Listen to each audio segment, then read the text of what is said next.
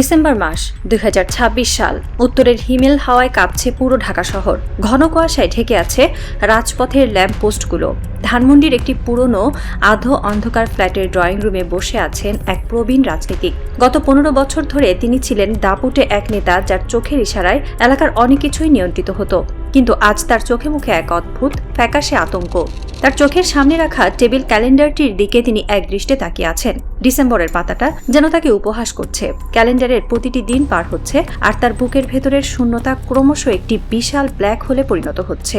গত কয়েক মাস ধরে তাদের দলের হোয়াটসঅ্যাপ গ্রুপগুলোতে গোপন আড্ডা এবং চায়ের কাপে একটি মাস্টার প্ল্যানের কথা হাওয়ায় ভাসছিল। বলা হয়েছিল নেত্রী ডিসেম্বরে ফিরে আসবেন, সব গুছিয়ে নেওয়া হয়েছে, ডিসেম্বর হবে ফাইনাল খেলা। এই একটিমাত্র আশার সুতোই ঝুলেছিলেন তিনি এবং তার মতো হাজারো অন্ধ অনুসারী। তারা প্রতিদিন কান পেতে থাকতেন আকাশের দিকে, যদি শোনা যায় সেই পরিচিত হেলিকপ্টারের ব্লেডের শব্দ। কিন্তু ডিসেম্বরের কনকনে শীতের এই রাতে যখন চারদিক নিস্তব্ধ, তখন ওই প্রবীণ নেতার কাছে একটি রূঢ় সত্য দিবালোকের মতো পরিষ্কার হতে শুরু করেছে। আকাশের ওই কুয়াশা ভেদ করে কোনো হেলিকপ্টার আসবে না, কোনো ম্যাজিক ঘটবে না। যে ঘড়ির কাঁটা তাদের ফিরে আসার স্বপ্ন দেখাচ্ছিল, সেই ঘড়ির কাঁটাই এখন তাদের রাজনৈতিক অস্তিত্বের কফিনে শেষ পেরেকটি ঠোকার জন্য প্রস্তুত হচ্ছে। একটি মিথ্যা আশার উপর ভর করে বেঁচে থাকা একটি বিশাল রাজনৈতিক কাঠামো কিভাবে তাসের ঘরের মতো হুড়মুড় করে ভেঙে পড়ার দ্বার প্রান্তে দাঁড়িয়ে আছে, তার এক শ্বাসরুদ্ধকর ক্লাইম্যাক্স শুরু হতে যাচ্ছে।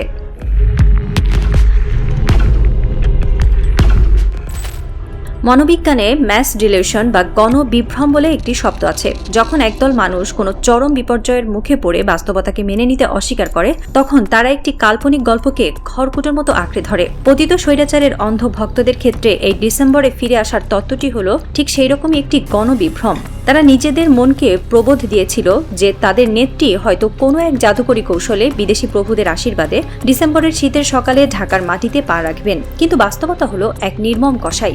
ডিসেম্বরের পাতা যখন একটু একটু করে ফুরিয়ে যাচ্ছে, তখনই অন্ধ ভক্তদের সামনে অপেক্ষা করছে ইতিহাসের সবচেয়ে বড় ট্র্যাজেডি এবং চরম অপমান। রাজনৈতিক বিশ্লেষকরা বলছেন, শেখ হাসিনা যদি ডিসেম্বরে ফিরে না আসেন এবং বাস্তবতার নিরিখে তার ফিরে আসার সম্ভাবনা শূন্য, তবে এই অন্ধ ভক্তদের পরিণতি হবে রীতিমতো করুণ। তারা বাংলাদেশের রাজনীতির গোপাল ভাঁড়ে পরিণত হবেন। গোপাল ভাঁড় যেমন তার চটুল কথা আর অদ্ভুত আচরণের জন্য মানুষের হাসির খোরাক হতেন, এই অন্ধ অনুসারীরাও ঠিক তেমনি পুরো জাতির কাছে সস্তা কৌতুকের পাত্রে পরিণত হবেন। ফুটবল বিশ্বকাপে ২০১৪ সালে জার্মানির কাছে ব্রাজিলের সেই ৭-১ গোলের ঐতিহাসিক লজ্জার কথা মনে আছে? এক যুগ পার হয়ে যাওয়ার পরও ব্রাজিল ফ্যানদের যেমন 7 আপ বলে ট্রল করা হয়, ঠিক একইভাবে এই অন্ধ স্বৈরাচার ভক্তদেরও অনন্তকাল ধরে ট্রল করা হবে। তাদের সেই ডিসেম্বরের ফাঁকা বুলি হয়ে থাকবে দেশের রাজনৈতিক ইতিহাসের সবচেয়ে বড় কৌতুক। যখনই তারা রাজনীতি নিয়ে কোনো কথা বলতে যাবেন, তখনই সাধারণ মানুষ তাদের মনে করিয়ে দেবে, কি ভাই, আপনাদের নেত্রী কি ডিসেম্বরে এলেন? এই অপমান, এই ট্রল করার যে তীক্ষ্ণ তীর, তা সহ্য করার মতো মানসিক শক্তি এই দলটির তৃণমূল কর্মীদের আর অবশিষ্ট থাকবে না।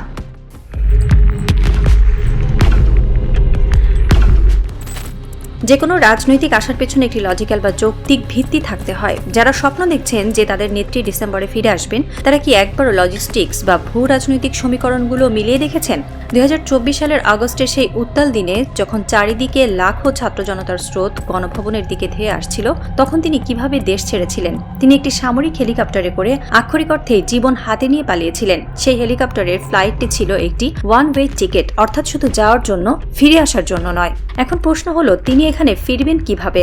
একটি দেশের সাবেক প্রধানমন্ত্রী হিসেবে তার যে লাল রঙের ডিপ্লোম্যাটিক পাসপোর্ট ছিল, তা ইতিমধ্যে বাতিল করা হয়েছে। তার কোনো সাধারণ পাসপোর্টও নেই। তিনি এখন ভারতের মাটিতে অবস্থান করছেন একজন স্ট্যাটাসহীন, ভিসাহীন ব্যক্তি হিসেবে। ভারত সরকার তাকে কেবল একটি টেম্পোরারি শেল্টার বা সাময়িক আশ্রয় দিয়ে রেখেছে নিজেদের ভূ রাজনৈতিক স্বার্থে।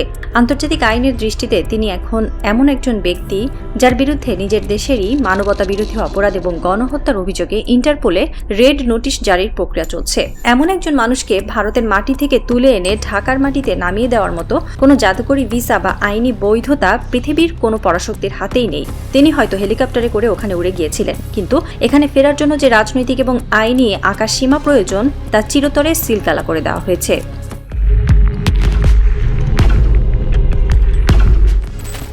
ইতিহাসের টাইমলাইন বা সময়রেখা মাঝে মাঝে খুব অদ্ভুতভাবে কাজ করে। বাংলাদেশের মানুষ জানে যে 2024 সালের জুলাই আগস্টের ছাত্র জনতার রক্তক্ষয়ী গণ অভ্যুত্থানের মাধ্যমেই শেখ হাসিনার স্বৈরাচারী সরকারের পতন ঘটেছিল। 5 আগস্ট যেদিন তিনি দেশ ছেড়ে পালিয়েছিলেন সেদিনই তার ক্ষমতার সিংহাসনটি চুরমার হয়ে গিয়েছিল। কিন্তু ক্ষমতার পতন আর রাজনৈতিক মৃত্যু এই দুটির মধ্যে একটি সূক্ষ্ম পার্থক্য রয়েছে। 2024 সালের আগস্টে তার যে পতন হয়েছিল সেটি ছিল ফিজিক্যাল বা ভৌত পতন, কিন্তু তার দলের ভেতরে থাকা লাখো অন্ধ অনুসারীর মনে তার রাজনৈতিক মৃত্যু তখনও ঘটেনি। তারা একটি অদৃশ্য সুতো ধরে ঝুলেছিল। তারা ভেবেছিল এটি হয়তো একটি সাময়িক পশ্চাৎপসরণ, তাদের নেত্রী হয়তো আবার গুছিয়ে ফিরে আসবেন। আর সেই ফিরে আসার চূড়ান্ত সময়সীমা বা ডেডলাইন হিসেবে তারা মনের ভেতর সেট করে নিয়েছিল 2026 সালের ডিসেম্বর মাসটিকে। কিন্তু যখনই ডিসেম্বরের 31 তারিখের সূর্যটি অস্ত যাবে, যখন ঘড়ির কাঁটা রাত 12টা ছুঁয়ে 2027 সালের জানুয়ারিতে প্রবেশ করবে, তখন ঘটবে সেই চূড়ান্ত ঘটনা। 2026 সালের ডিসেম্বরে শেখ হাসিনার রাজনৈতিক মৃত্যু অফিসিয়ালি বা আনুষ্ঠানিকভাবে সম্পন্ন হবে। এই মৃত্যু কোনো কাগজের সনদে লেখা থাকবে না। এই মৃত্যু ঘটবে লাখো অনুসারীর মগজে। যেদিন তারা বুঝতে পারবে যে ডিসেম্বরের মরীচিকা ভেঙে গেছে এবং তাদের নেত্রী আর কখনোই ফিরে আসবেন না, সেদিন তাদের মনের ভেতর থাকা সেই রাজনৈতিক মূর্তিও চিরতরে ধূলিসাৎ হয়ে যাবে। এটি হবে একটি রাজনৈতিক সাম্রাজ্যের চূড়ান্ত এবং শর্তহীন সমাপ্তি।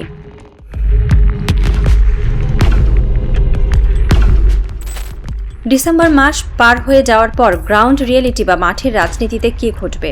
যে পার আওয়ামী লীগরা যারা বছরের পর বছর ধরে সহ্য করেছেন, যারা বিগত 2 বছর ধরে চরম প্রতিকূলতার মধ্যেও গা ঢাকা দিয়ে অপমান সহ্য করেও দলের প্রতি অনুগত ছিলেন, তাদের মোহভঙ্গ ঘটবে সবচেয়ে নির্মমভাবে।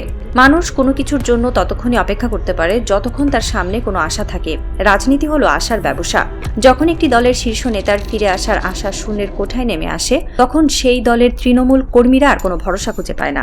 ডিসেম্বরের এই ডেডলাইন পার হওয়ার পর আওয়ামী লীগরা বুঝতে পারবেন যে তারা আসলে একটি ডুবন্ত জাহাজের যাত্রী, যে জাহাজের ক্যাপ্টেন আগেই লাইফ বোট নিয়ে পালিয়ে গেছেন আর তাদের বলে গেছেন, অপেক্ষা করো, আমি ডিসেম্বরের রেস্কিউ শিপ নিয়ে আসছি। কিন্তু যখন সেই রেস্কিউ শিপ বা উদ্ধারকারী জাহাজ আসবে না, তখনই কর্মীরা আর এক মুহূর্ত সেই ডুবন্ত জাহাজে বসে থাকবে না। তাদের চোখের সামনে থেকে 15 বছরের দম্ভ, অহংকার আর অন্ধভক্তির পর্দাটি খসে পড়বে। তারা বুঝতে পারবেন তাদের নেত্রী তাদের জন্য কোনো মাস্টার প্ল্যান করেননি, তিনি শুধু নিজের অস্তিত্ব বাঁচাতেই ব্যস্ত। এই চরম বিশ্বাসঘাতকতার অনুভূতি তাদের ভেতরে এক বিশাল শূন্যতার হাহাকার তৈরি করবে।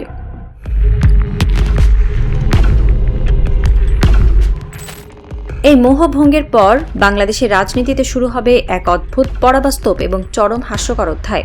2027 সালের জানুয়ারি মাসের সংবাদপত্রগুলোর প্রথম পাতা কিংবা সোশ্যাল মিডিয়ার নিউজ ফিডগুলোর কথা একটু কল্পনা করুন।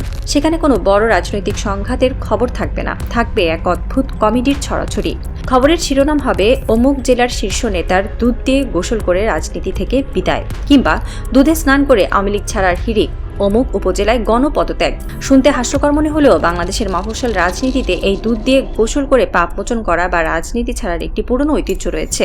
যখন দলের চরম দুর্দিন আসবে, যখন সাধারণ মানুষের 7 আপ ট্রল আর গালমন্দের হাত থেকে বাঁচার কোনো উপায় থাকবে না, তখন এই অন্ধ ভক্তরা নিজেদের চামড়া বাঁচানোর জন্য এই নাটকের আশ্রয় নেবেন। তারা প্রকাশ্যে মিডিয়ার সামনে এক বালতি দুধ মাথায় ঢেলে বলবেন, আমি আজ থেকে আর রাজনীতি করব না, আমি বুঝতে পারিনি যে আমাদের সাথে এত বড় ধোঁকাবাজি করা হয়েছে।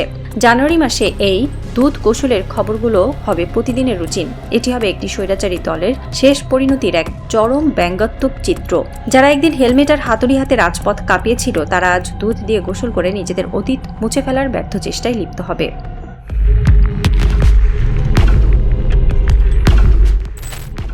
এই গণপদত্যাগ এবং ট্রলের শিকার হওয়ার পেছনের মূল কারণটি শুধু একজন নেত্রীর পলায়ন নয়, এর পেছনে রয়েছে দলটির নিজস্ব একটি কাঠামোগত ক্যান্সার। বিগত 15 বছরে এই দলটিকে কোনো প্রাতিষ্ঠানিক রাজনৈতিক দল হিসেবে গড়ে তোলা হয়নি। এটিকে পরিণত করা হয়েছিল একটি সম্পূর্ণ পরিবার কেন্দ্রিক কোম্পানিতে। দলের ভেতরে কোনো দ্বিতীয় স্তরের বা তৃতীয় স্তরের যোগ্য স্বাধীন নেতৃত্ব তৈরি হতে দেওয়া হয়নি। তৃণমূল থেকে শুরু করে কেন্দ্রীয় পর্যায় পর্যন্ত সবাই কেবল একজন ব্যক্তির ইশারা বা একটি পরিবারের নামের উপর নির্ভরশীল ছিলেন। যখন সেই শীর্ষ ব্যক্তিটি দৃশ্যপট থেকে হারিয়ে গেলেন এবং ফিরে আসার সব রাস্তা বন্ধ হয়ে গেল, তখন এই বিশাল কাঠামোটি আর নিজের পায়ে দাঁড়াতে পারল না। একটি গাছ যেমন তার মূল শেকড় কেটে দিলে শুকিয়ে মরে যায়, এই দলটি ঠিক তেমনি শুকিয়ে কাঠ হয়ে গেছে। ডিসেম্বরের পর যখন এই সত্যটি অফিসিয়ালি সবার সামনে উন্মোচিত হবে, তখন এই কাঠামোর আর কোনো ধ্বংসাবশেষও অবশিষ্ট থাকবে না। যারা এখনো দলকে টিকিয়ে রাখার চেষ্টা করছেন, তারা আসলে একটি লাশের উপর বসে জাদু করার চেষ্টা করছেন। কিন্তু রাজনীতিতে জাদু কাজ করে না, কাজ করে বাস্তবতা। আর বাস্তবতা হলো পরিবারতন্ত্রের বিষ বৃক্ষটি আজ তার নিজের বিষেই মরে গেছে।